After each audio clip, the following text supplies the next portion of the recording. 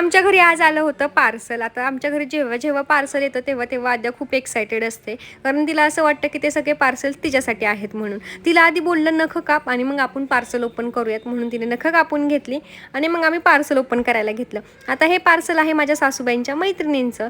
असलाच डबा मी माझ्या मिस्टरांसाठी मागवला होता आणि त्यांना खूप आवडला, म्हणून त्यांना त्यांच्यासाठी सुद्धा मागवायला लावले. मग एकदम 4 डबे मागवले, कारण मटेरियल खरंच खूप छान आहे.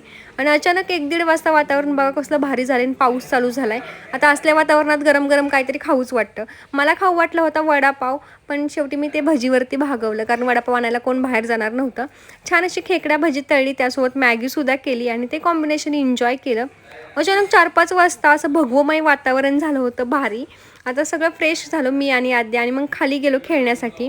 थोडाच वेळ खेळलो असेल की लगेचच पावसाचं वातावरण चालू झालं. मग आद्याला तर यायचं नव्हतं वरती, पण बळबळ वरती घेऊन गेले तिला आणि स्वयंपाकाला सुरुवात केली. आज जेवणा